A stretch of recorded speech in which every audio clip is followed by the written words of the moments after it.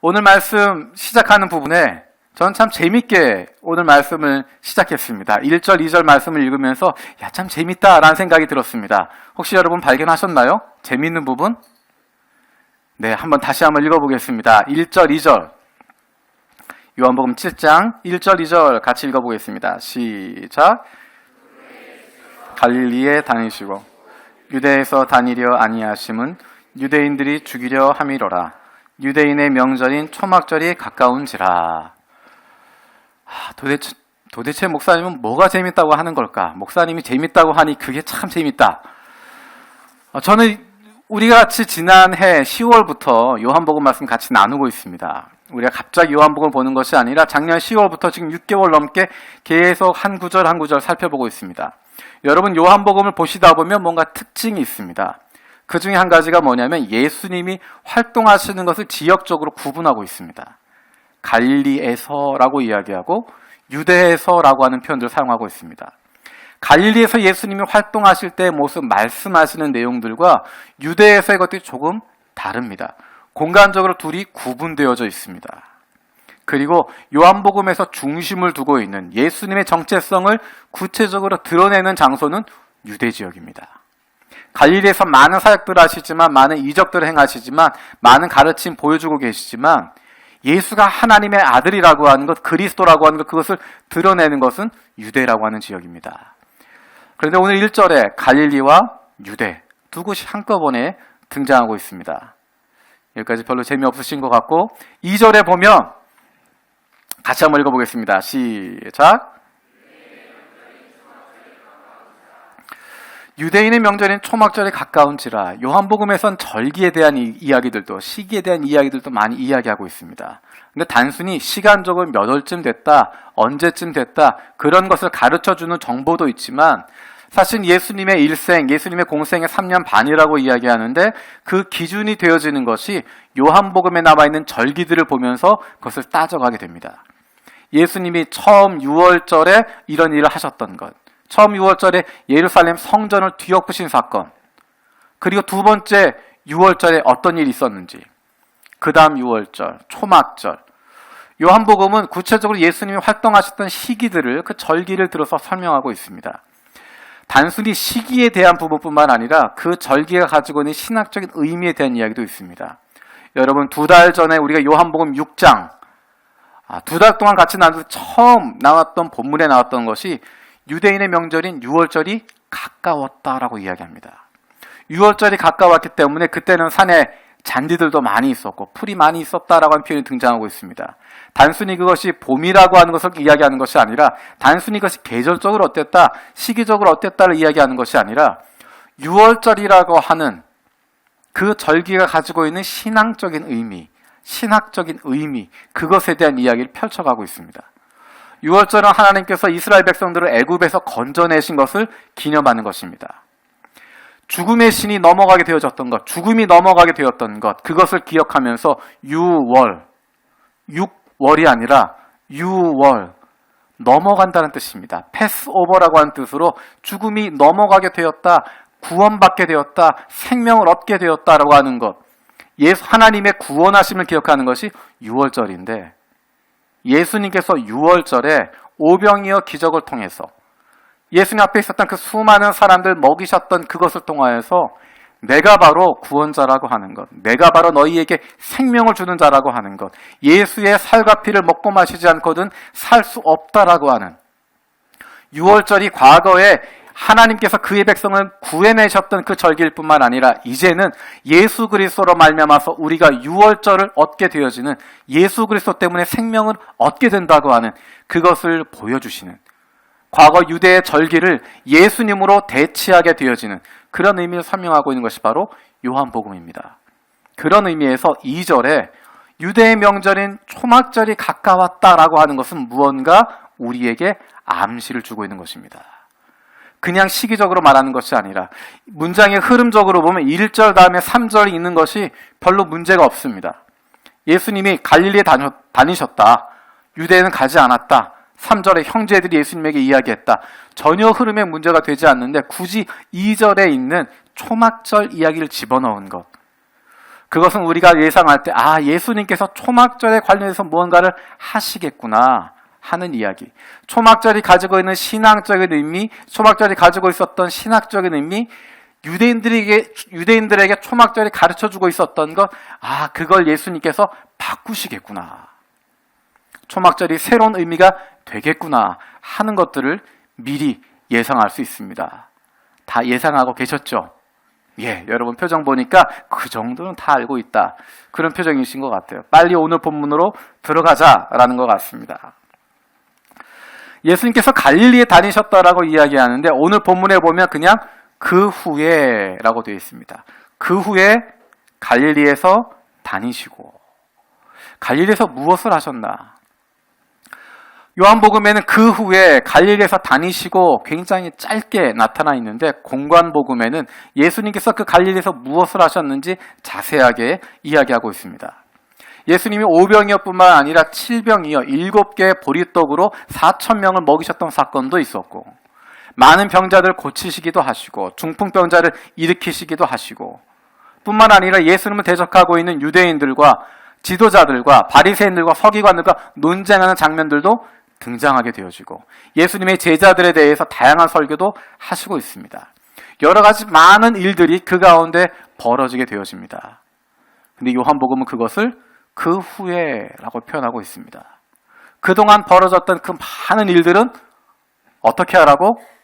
공관복음에서 읽으라고. 공관복음에 다 기록되어져 있으니까 굳이 그거 다시 기록하지 않는다는 것입니다. 다시 그거 이야기하지 않을 테니까 그 다음에 예수님이 어떻게 하셨는가 하는 것들을 이야기하고 있습니다. 예수님이 갈릴리로 다니시고 계시는데 그 이유가 뭐라고 되어 있습니까? 우리 1절 말씀 다시 한번 읽어볼까요? 1절입니다. 시작.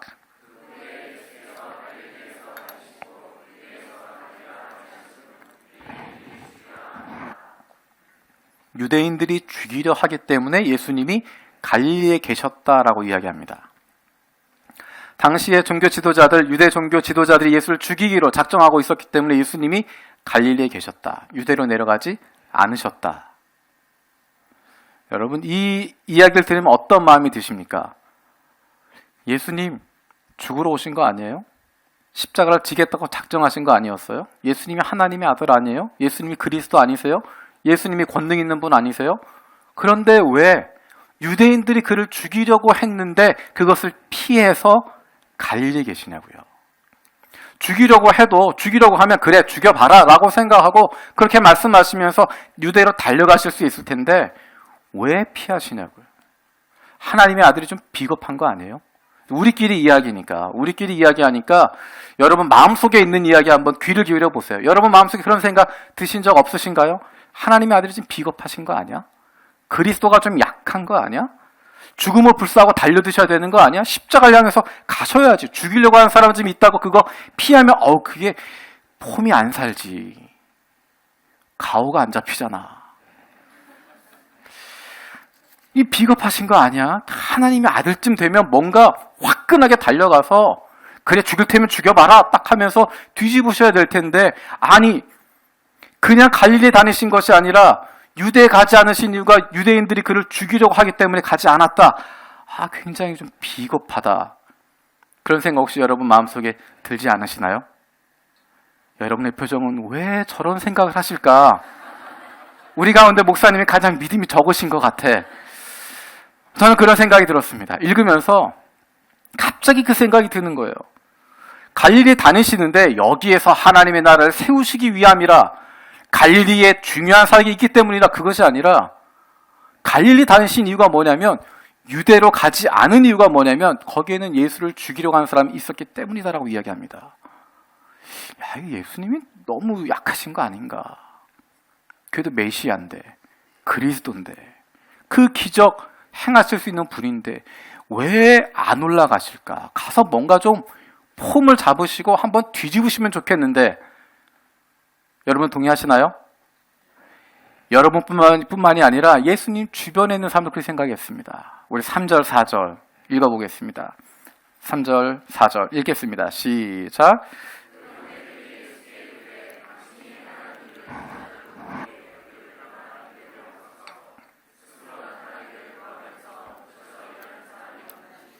이해를 행하려 하거든 자신을 세상에 자, 이 이야기를 다시 표현하면 무슨 이야기냐면 그냥 여기 갈릴리 숨어 있지 말고 폼나게 내려가라는 겁니다. 지금 이제 초막절 됐으니까 사람들 많이 모일 때가 됐으니까 사람들 많이 모여있는 때니까 특별히 초막절은 어떤 절기냐면 광야 시대를 기억하는 것입니다. 광야 시대를 기억하면서 그때 율법을 다시 한번 확인하는 것입니다. 집에서 나와서 초막으로 지은 나뭇가지로 지은 그 집에 머물면서 텐트에 머물면서 그래 하나님 우리에게 말씀하셨지. 하나님의 율법을 기억하는 것이고 그것에 대한 마음으로 뜨거워지는 기간입니다. 그래서 그 마음이 굉장히 하나님 집중하게 되어지고 다른 편으로 이야기하게 되면 로마에 대한 적개심이 커지는 때입니다. 로마에 대한 적개심이 커지고 율법을 지켜야 되겠다는 마음이 들고 1년에 딱 한 번만이라도 단 한 번만이라도 하나님 말씀대로 살겠다고 이야기하는 마음속에 막 뜨거운 하나님에 대한 마음 동시에 애국심이 넘치는 시기입니다. 그러니까 거기는 불 하나만 던지면 누구든 와 하고 움직일 수 있습니다. 거기에 불 하나만 던지면 우리가 같이 봉기하자라고 이야기하면 확 일어날 수 있는 예수님 정도 되는 실력자, 그 정도 능력자가 그곳에 나타나서 한번 기적을 보이시면 능력을 보이시면 수많은 사람들이 예수님을 따르게 되어질 수 있는 그리고 그것으로 혁명을 일으킬 수 있는 종국의 왕이 되어질 수 있는 그런 가능성이 있는 절기가 바로 초막절입니다. 예수님의 형제들이 그렇게 이야기하는 것입니다. 올라가라는 것입니다. 지금이라는 것입니다. 이제 그동안 갈릴리에서 행했던 기적들, 놀라운 일들 그것 거기에 가서 하면 된다는 것입니다. 가서 일을 치라는 것입니다. 한번 벌려보자는 것입니다. 왜 여기 숨어 있냐는 것입니다. 사실은 3절, 4절의 뉘앙스는 두 가지의 뉘앙스가 있습니다. 한 가지는 제가 지금 이야기했던 것처럼 형님, 예수님한테 형님 하니까 지금 본문에 나와 있는 거니까 제가 이렇게 하는 겁니다. 형님, 내려가십시다. 예루살렘으로 가십시다. 거기 가서 능력을 한번 보이고 다른 모든 사람 앞에 자신을 한번 드러내십시다. 한번 힘을 발휘해서 한번 메시아로서 한번 합시다라는 것. 또 한 가지 의미는 뭐냐면 형님, 그렇게 나서기 좋아하고 사람들 모으는 거 좋아하고 대장질 좋아하면 갈릴리가 아니라 저기 예루살렘 가서 거기에 사람들 많이 모여있으니까 거기서 대장 노릇하세요. 골목 대장할 게 아니라 저기 예루살렘 가서 한번 가서 뭐 메시아든 뭐든 마음대로 하세요. 비아냥거리는. 여러분 이 두 가지 중에 어떤 거라고 생각하십니까?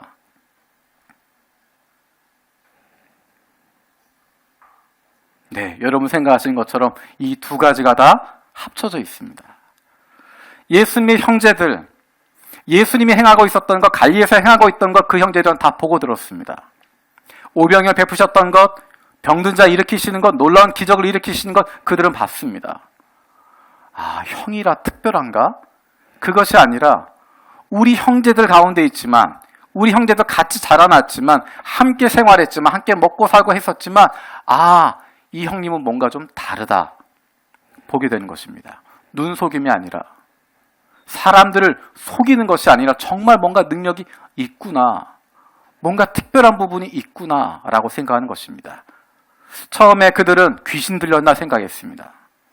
야, 얘가 귀신 들려갖고 저렇게 귀신짓 하는구나. 조금 시간이 지나면서 뭔가 특별한 부분이 있다는 것들을 보게 되어집니다. 그리고 종국에는 그 능력을 들어서 나타내라고 부추기게 되어지는 것입니다. 그 능력 나타내라는 것입니다.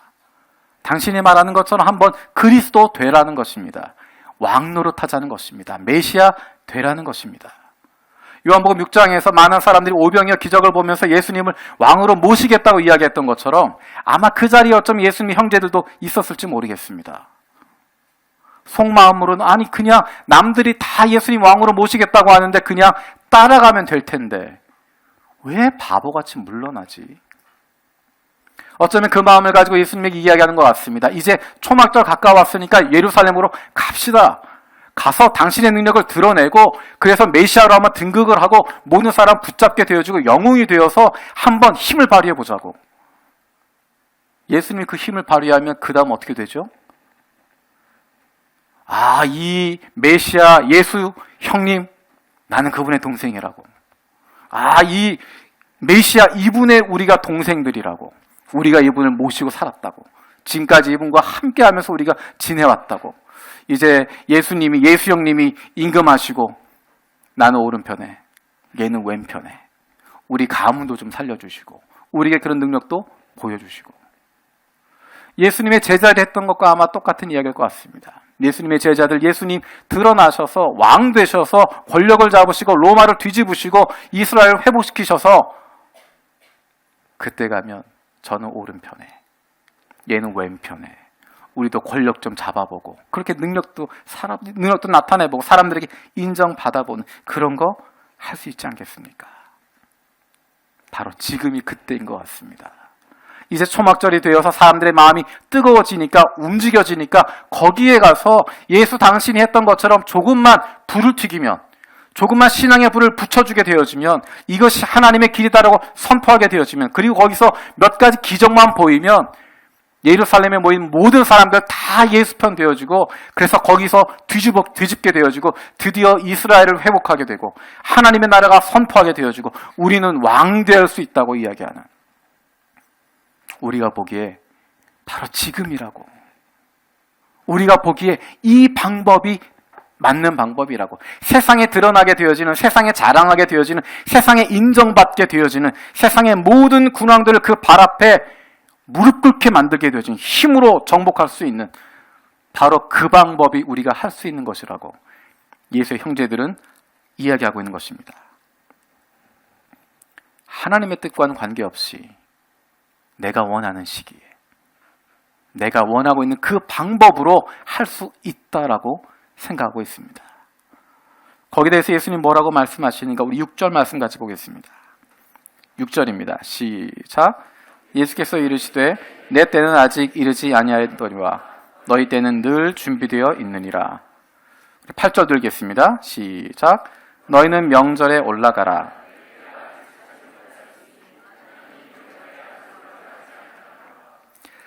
내 때가 아직 이르지 않았다라고 이야기합니다. 요한복음에서 내 때라고 하는 것, 예수님이 말씀하신 그 시기, 그 때라고 하는 것은 예수님이 십자가를 지시는 것을 의미하고 있습니다. 단순히 왕으로 등극하게 되어지는 그것이 아니라 십자가를 지시는 바로 그 순간을 이야기하고 있습니다. 내 때라고 이야기했는데, 내 시기라고 이야기했는데 그것은 아버지 하나님이 원하시는 시기를 이야기하는 것입니다. 아버지 하나님의 일을 하시고 아버지 하나님이 말씀하신 그것을 말씀하고 계시고 아버지 하나님이 원하시는 그 일을 하시는 분이시기 때문에 아버지로부터 부름을 받았고 아버지의 뜻을 이어받은 분이기 때문에 아버지의 원하시는 그 때를 기다린다는 것입니다. 그 시기를 기다린다는 것입니다. 하나님께서 원하시는 바로 그 시기, 십자가를 지게 되어진 그 사역, 그 정점, 그 완성, 그 때를 기다린다는 것입니다. 주변에선 지금이라고 이야기하지만 예수님은 아니라고 이야기합니다. 주변 사람들은 바로 이 시간에 그것 할 수 있다고 이야기하지만 예수님은 그것 아니라고 이야기합니다. 주변 사람들은 이제 힘으로 정복할 수 있다고 이야기하지만 예수님은 아니라고 이야기합니다. 아버지 때는 그것이 아니다. 시기적으로 그런 때 아니고 방법적으로 그런 방법 아니다라고 이야기합니다. 내 때가 아직 차지 못했다. 내가 원하는 시기가 아니라 사람들이 원하는 시기, 모두가 하고 싶은 그 시기가 아니라 하나님 아버지께서 원하시는 그 시간 따라가겠다는 것입니다. 하나님 아버지가, 하나님께서 온 세상을 주관하시는 분이시고 역사의 주관자이시기 때문에 그분의 역사 시간표에 따라서 움직이겠다는 것이고, 우리의 인생을 주관하시는 분이 바로 하나님이시기 때문에 우리의 인생 가운데 역사하시는 그분의 뜻에 맞추어 가겠다고 하는 것입니다. 기다리겠다는 것입니다. 내 마음대로 서두르지 않겠다는 것입니다. 사람들의 여론에 의해서 빠르게 가는 것이 아니라, 사람들이 원하는 방식대로 가는 것이 아니라 하나님의 페이스에 맞추겠다는 것입니다. 3절 4절에서 그 형제들이 생각했던 때는 시기적으로 지금이었습니다. Right now, 지금 결정했으니까 하자라는 것이고 지금이 좋은 시기라는 것이고 이 방법이 바로 세상 가운데 드러나게 되어지는, 세상에게 인정받게 되어지는, 누구나 예수를 왕으로 모시게 되어질 힘으로 누를 수 있다고 하는 것, 우리가 이길 수 있다고 하는 이 방법이야말로 최선의 방법이라고 이야기하는데 예수님은 나는 그때가 아니라 내 때는, 예수님의 때는 하나님의 시기라고, 하나님의 때라고. 그 시기는 지금이 아니라 나중이라고. 조금 더 기다려야 한다고. 조금 더 있어야 한다고.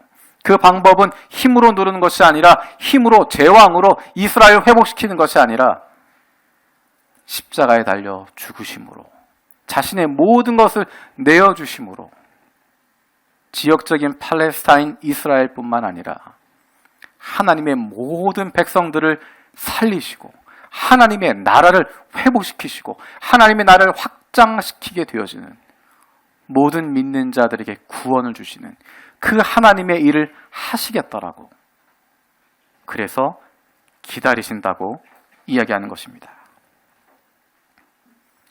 왜 예수님의 형제들은 예수가 능력이 있다는 것 알고 있었고 그에게 무엇인가 힘이 있다는 것 알고 있었고, 그래서 지금 가자고 이야기하는데 예수님은 왜 아니라고 이야기하실까? 어떤 차이가 있는 것일까? 우리 5절 말씀 같이 읽어보겠습니다. 5절입니다. 시작. 이는 그 형제들까지도 예수를 믿지 아니함이로라. 무엇을 믿지 않는 것일까? 그 형제들은 예수에 대해서, 인간적인 예수에 대해서 알고 있었습니다. 예수가 그런 기적을 베푼다고 하는 것 알고 있었습니다. 처음엔 미쳤다고 생각했지만, 귀신 들렸다고 생각했지만 그게 아니라는 걸 깨닫게 됐습니다. 무언가 다른 부분이 있다는 걸 알게 됐습니다. 그래서 이가 메시아라고 하는 걸 알게 되었습니다. 그런데 문제는 무엇이냐면 그 메시아가 그들이 꿈꾸어왔던 힘으로 로마를 뒤집게 되어지고 팔레스타인 땅을 해방시키고 이스라엘을 회복시키게 되어질 그 왕으로서의 메시아라고 생각하고 있었고, 그 능력이 있다고 믿고 있었고, 그것이 바로 지금이라고 그들은 믿고 있었던 것입니다.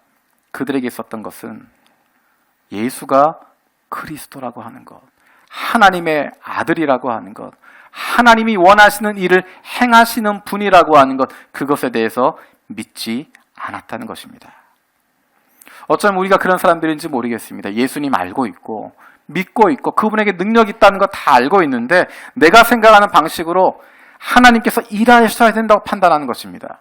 내가 필요한 바로 지금, 내가 원하고 있는 바로 이 시기에 그 일이 펼쳐져야 된다고, 내 눈앞에 그 일을 펼쳐 주십시오라고, 내가 원하는 그 일, 내가 원하는 지금 내 눈앞에 그것을 보여주십시오. 당신이 하나님이니까 그 일 행하십시오라고 이야기하는, 그렇지 않으면 믿지 않겠다라고 이야기하는,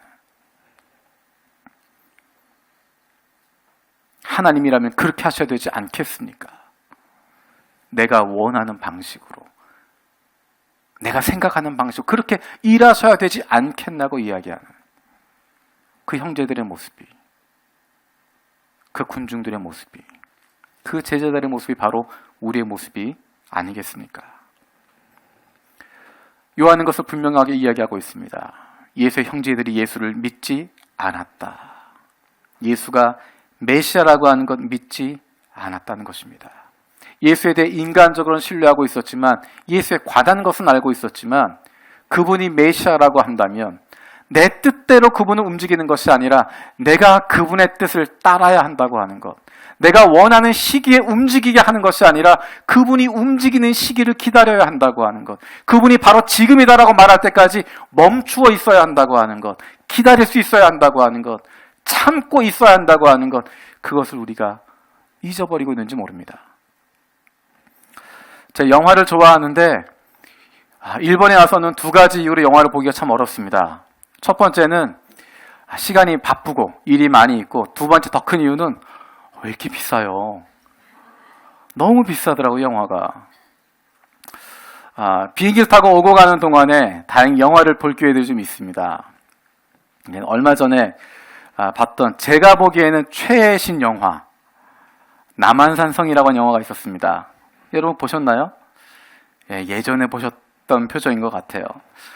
남한산성이라고 하는 영화를 이제 보면서 여러 가지 생각을 했습니다. 사실은 이게 목사들의 직업병이에요. 영화를 재밌게 보고 끝나면 되는데 영화를 보면서 메모지 꺼내가지고 막 메모를 합니다.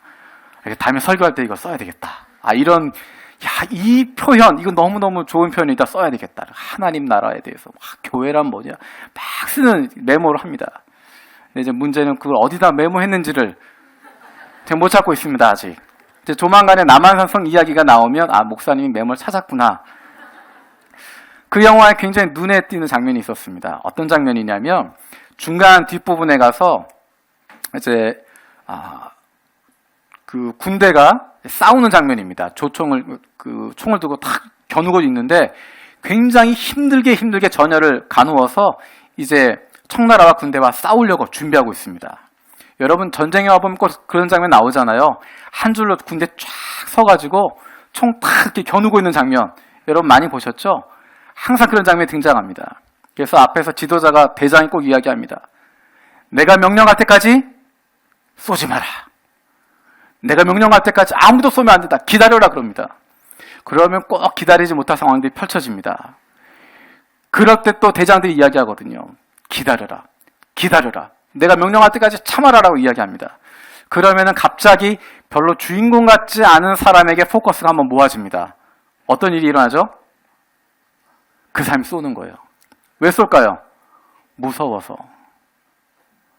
여러분 영화들 한번 나중에 보실 때 생각해 보세요. 그렇게 대장이 멋있게 굉장히 멋있는 장황한 연설을 합니다. 우리가 여기서 싸우고 있는 것이 어떤 의미가 있고 우리가 조금만 더 버티면 되고 우리에게 있는 탄환이 얼마 없기 때문에 끝까지 싸워야 되고 한참 멋있게 하고 조금만 더 기다려라 그러는데 중간에 엉뚱한 사람에게 포커스가 쫙 모아지면 그 사람은 덜덜덜 떨고 있습니다. 덜덜덜 떨고 있거나 딴 생각하고 있다가 자기도 모르게 방아쇠를 당겨버립니다. 이 사람 한 사람은 끝날까요? 주변에 다 총을 쏩니다.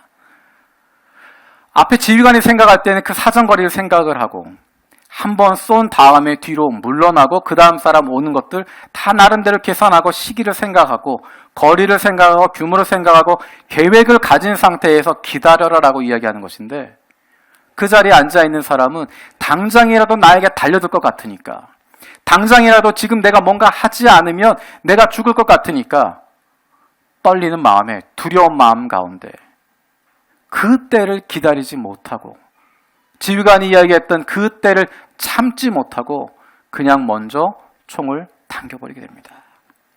그리고 그 옆에서도 무수하게 총탄이 발사되게 되어지고 그 전쟁은 100이면 100 다 지는 장면입니다. 하나님께서 말씀하시는 때 우리가 생각하는 때와 다릅니다. 나는 바로 지금 돼야 될 것 같은데 이제 기다릴 만큼 기다렸고 그래서 여기서 끝냈으면 좋겠는데 여기서 하나님이 뭔가 큰 것을 보여줬으면 좋겠는데 큰 놀라운 이적을 나타내시면서 하나님의 능력을 나타냈으면 좋겠는데 바로 지금 right now 했으면 좋겠는데 하나님 우리에게 조금 더 기다리라고 말씀하십니다. 아직 아니다 이야기하십니다. 그러면 기다리는 것입니다. 우리에게 필요한 것 우리에게 필요한 믿음 바로 그것입니다. 기다릴 수 있는 믿음을 주십시오. 기다릴 수 있는 믿음을 나에게 주십시오. 그냥 교회 다니는 믿음 그것이 아니라 종교 안에 기독교 개신교라고 적는 그런 믿음이 아니라 예수에게 생명이 있다고 믿는 믿음. 내가 생각하고 원하는 시기 그것이 아니라 내가 원하는 방법이 아니라 내 기준에 잡혀있는 그 시기 아니라 주님이 말씀하신 그 때를 기다리겠다고 하는 하나님이 원하시는 그 방식 따르겠다고 하는 하나님 말씀 따르면 내 방식이 아니라 내 시기가 아니라 하나님의 뜻대로 내가 순종하면 내가 살 수 있다고 하는 내가 생명 얻게 되어진다고 하는 하나님의 뜻이 이루어지게 된다고 하는 바로 그 믿음 그때까지 기다리겠습니다라는 믿음 예수가 그리스도라고 하는 믿음 그분이 내 마음대로 움직이는 분이 아니라 내가 조작할 수 있는 분이 아니라 내가 그분을 따라가면 내가 그분에게 맞추면 그분의 시기를 내가 따라가고 순종하면 그러면 살게 된다고 하는 우리는 그런 존재라고 하는 믿음 그 믿음을 나에게 달라고 기도하기를 원합니다. 자, 그런데 예수님은 우리가 1절에 읽었던 것처럼 굳이 예수님 미워하는 사람, 죽이려고 하는 사람들이 있는데 왜 내려가라고 하실까? 왜 유대로 가시려고 하실까? 오늘 우리가 9절까지 읽었지만 다음 주에 10절 읽으면 예수님이 내려가십니다. 유대 지역으로 가십니다. 처음에 제가 이야기했던 그 뭐 죽이려고 하는 사람이 있다고 안 내려가시나? 아니고요. 내려가십니다. 어느 곳으로? 죽이려고 하는 사람들이 있는 그곳으로. 왜 예수님을 죽이려고 했을까? 우리 7절 말씀 읽어보겠습니다. 7절입니다. 시작.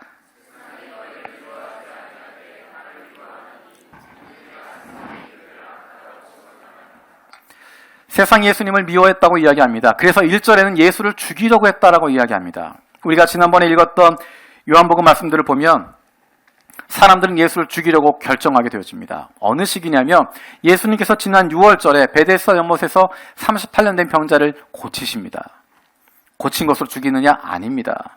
그냥 고치고 끝났으면 되는데 첫 번째 문제, 그날은 6월절이요. 그날은 안식일이었습니다. 안식일에 병자를 고치셨습니다. 안식일에 그 사람에게 그 자리를 들고 일어나 걸으라고 이야기했습니다. 의도적으로 안식일의 규율들을 그들이 가지고 있었던 장로의 유전을 어기도록 만드신 것입니다. 그것으로 끝나신 것이 아니라 다시는 죄를 범하지 마라라고 이야기하면서 예수님이 그 사람의 죄를 사해 주었다고 이야기하는 것입니다. 누군가의 죄를 사해 줄 수 있는 권리를 갖고 있는 사람, 권한을 갖고 있는 분, 그분은 하나님밖에 없습니다. 누구도 사람들의 죄를 사해 줄 수 없는데 예수님이 그의 죄를 사했다고 이야기하시는 것입니다. 다르게 이야기하면 내가 바로 하나님의 권세를 가지고 있다고 이야기합니다. 그냥 그러고 계셨어도 괜찮은데 예수님은 거기다가 기름을 더 붓고 계십니다. 하나님이 일하시니 안식일에 하나님이 일하신 나도 일한다. 아버지가 일하시니 나도 일한다. 아버지에게 죄를 사하는 권세가 있고 나도 그 권세를 가지고 있다. 아버지가 원하시는 일 내가 하는 거다. 아버지가 하는 걸 보지 않고 내가 하지 못한다. 세례 요한이 그것을 증거했고 아버지가 나를 증거하고 계시고 성경이 그것을 나를 증거하고 있고 모세가 나를 증거하고 있다. 이 정도 되면 죽일만 하지 않겠습니까? 자칭 하나님이라고 이야기하는 신성모독주의인 거, 저걸 죽여버려야 되겠다고 사람들은 결정하게 됩니다. 그냥 미워하는 정도가 아니라 저거 죽여버려야 되겠다. 그들이 유대의 지도자들이 그를 죽이겠다고 결심하게 되어집니다.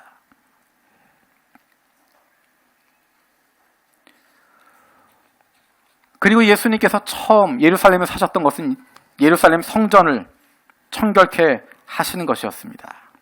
그것은 단순히 청소하시는 것이 아니라 예루살렘 성전의 주인이 누구인지를 밝히 보여주시는 것입니다. 성전이라고 하는 것, 그것은 아름다워서 성전이 아니라, 성전이라고 하는 것, 그것이 거룩한 곳이어서가 아니라 하나님의 임재가 있는 곳이 성전인데 예수님은 그곳에 가셔서 그렇게 선포하시는 것입니다. 이것은 장터지, 이건 도적들의 소굴이지, 여기는 하나님 집 아니다라는 것입니다. 하나님 임재가 여기 없다는 것입니다. 하나님이 여기 계시지 않는다는 것입니다. 이것 다 헐어버리라고 이야기하는 것입니다.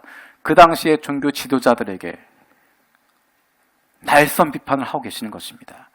헤롯 대왕이 그것을 정성 들여 지은 성전인데 이것 껍데기라고 이야기하고 이것 무너뜨려버리라고 이야기하는, 그것을 통해서 그 당시에 정치 지도자들에게도 날선 비판을 하고 계십니다. 이것들은 다 가짜고 다 무너져야 하는 것이고 내가 바로 성전이라고, 예수 그리스도 그분이 바로 성전이라고, 내가 바로 하나님의 임재를 나타나게 되어진, 내가 바로 하나님이 함께하는 존재라고 사람들 앞에 선포하고 있습니다. 요한복음은 예수님을 빛이라고 설명하고 있습니다. 생명이라고 이야기하고 있습니다. 빛 대신 예수가 들어가게 되니까 어두움이 나타나게 되어집니다. 그 안에 있는 더러운 것들이 드러나게 되어집니다.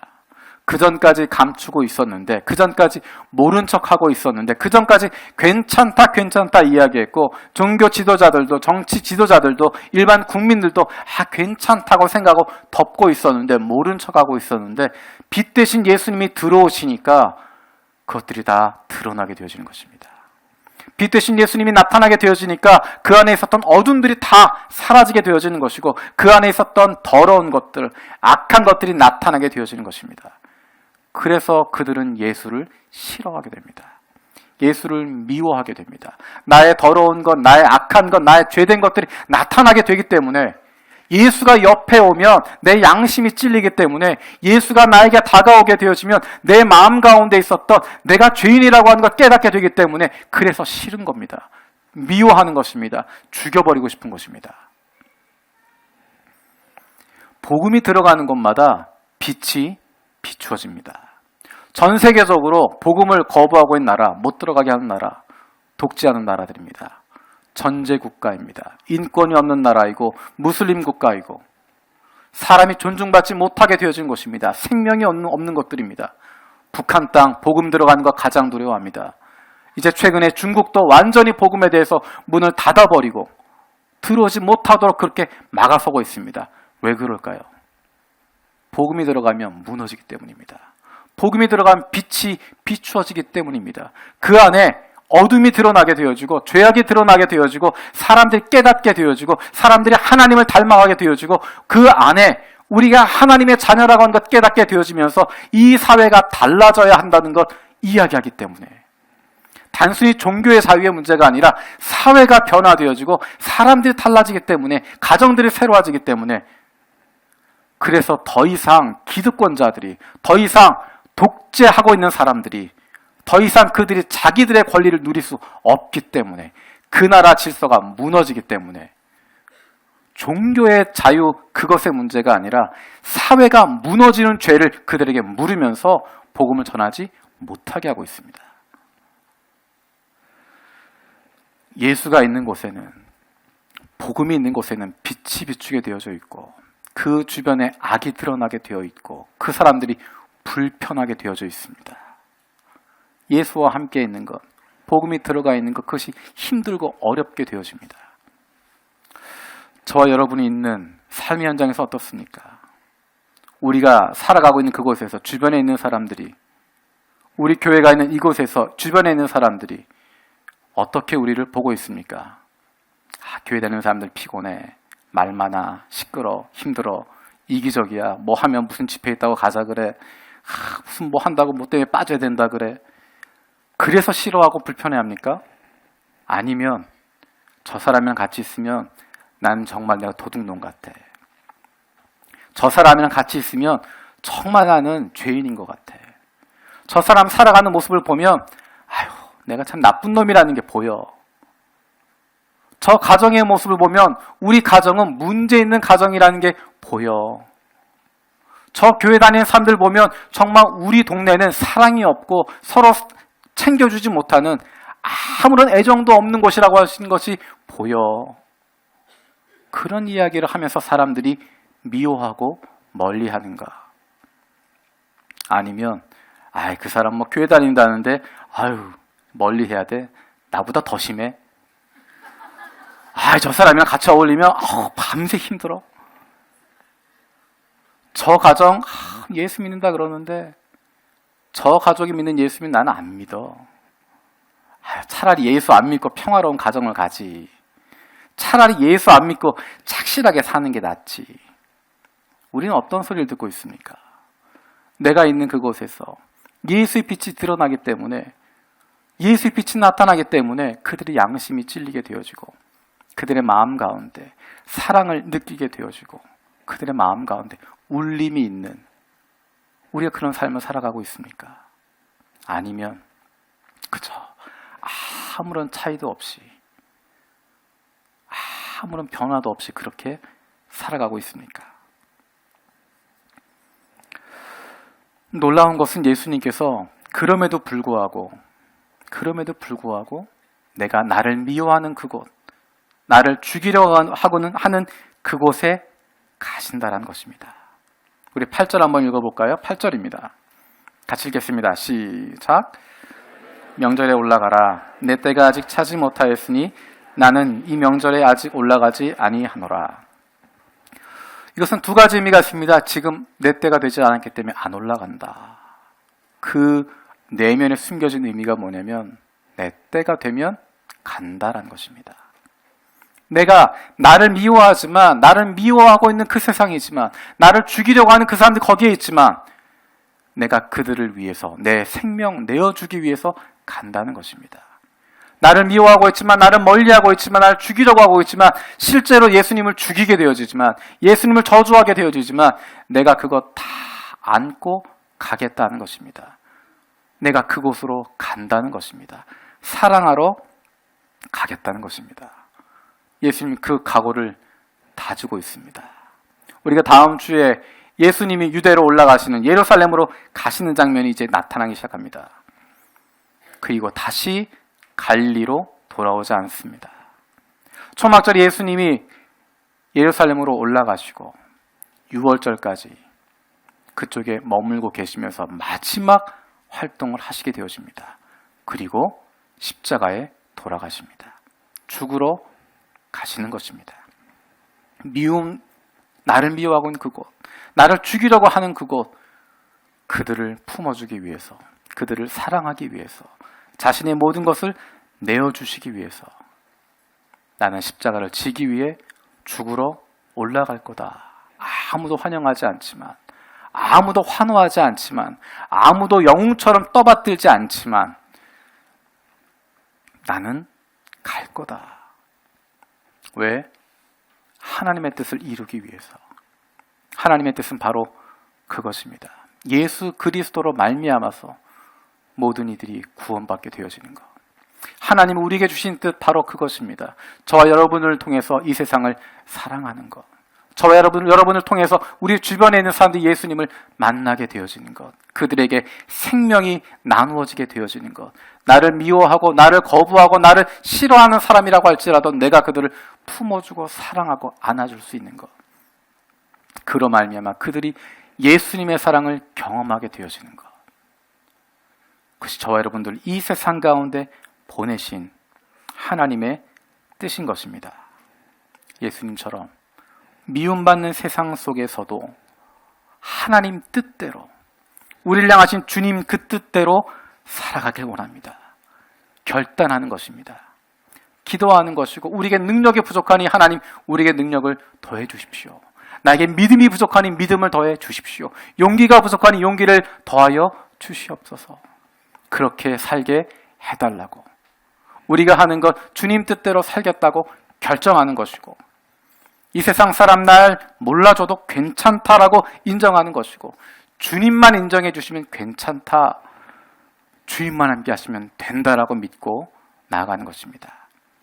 이 시간 함께 결단한 마음으로 찬양했으면 좋겠습니다. 주님 뜻대로 살기로 했네. 주님 뜻대로 살기로 했네. 뒤돌아서지 않겠네. 이 세상 사람 날 몰라줘도, 이 세상 사람 날 몰라줘도 뒤돌아서지 않겠네. 세상 등지고 십자가 보내. 세상 등지고 십자가 보내. 뒤돌아서지 않겠네. 어떠한 시련이 와도, 수많은 유혹 속에도 신실하신 주님 그 약속 붙들고 나아가겠네. 이해가 안 돼도, 세상이 나를 미워해도, 나를 조롱해도 이 길, 하나님이 나에게 주신 그 길이기에 주님 뜻대로 살겠다라고 결단하고 주님의 도우심을 구하는 마음으로 함께 찬양하겠습니다. 주님 뜻대로.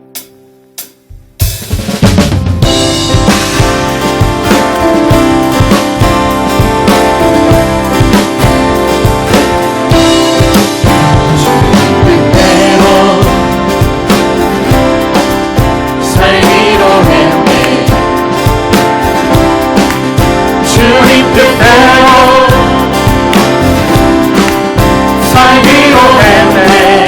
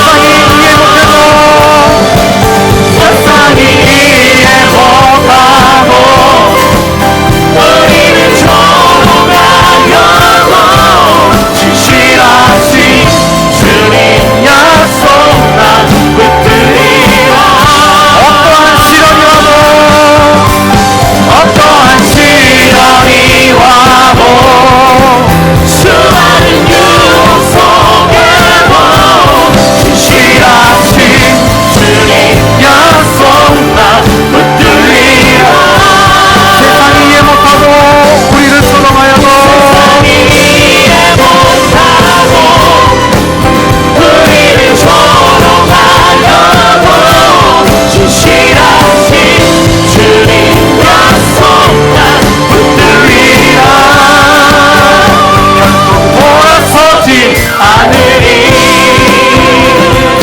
결코 돌아서지 않으리. 결코 돌아서지 않으리.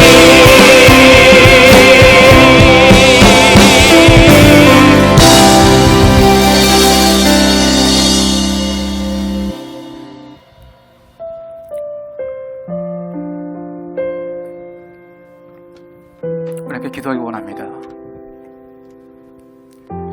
하나님 뜻대로 사는 것, 내 뜻이 아니라,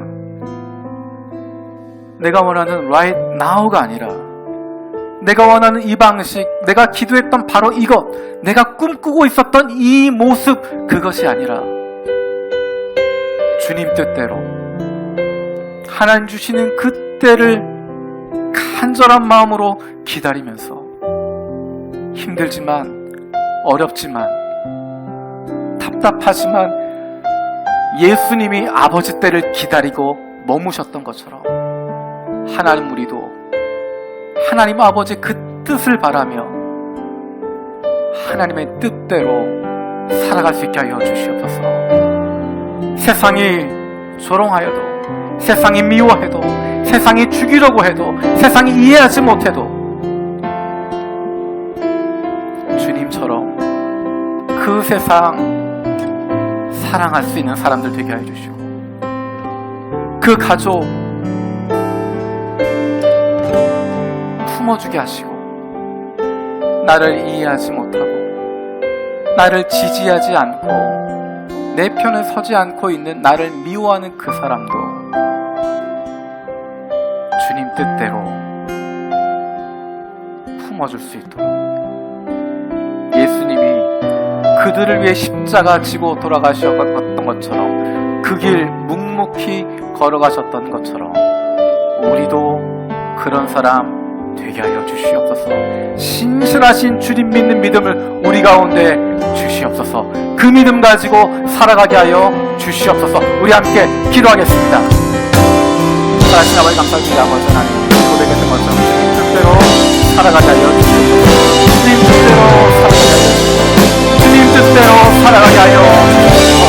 내 방식, 내가 원하는 시기 right now가 아니라, 내가 이야기하는 그 방법이 아니라, 내가 꿈꾸는 그 시기 아니라, 내가 생각했던 그 모습이 아니라 주님이 말씀하신 그것 따라가게 하여 주시고, 주님의 뜻이 이루어지게 하여 주시고, 주님의 뜻이 내 삶 가운데 펼쳐지게 하여 주시고, 주님의 뜻이 우리 가정 가운데 펼쳐지게 하여 주시고, 주님의 뜻이 우리 교회 가운데 나타나게 하여 주시고, 주님의 뜻이 이 사회 가운데, 이 나라 가운데, 이 세계 가운데 드러나게 하여 주시옵소서.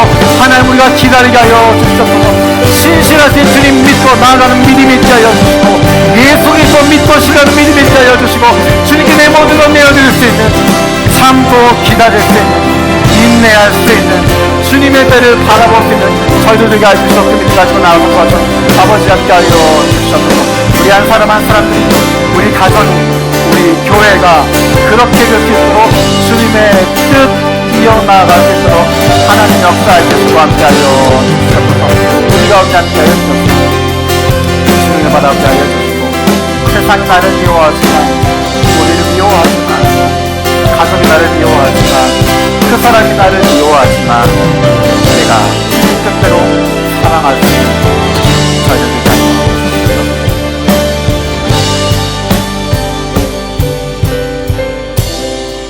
살아계신 아버지 하나님,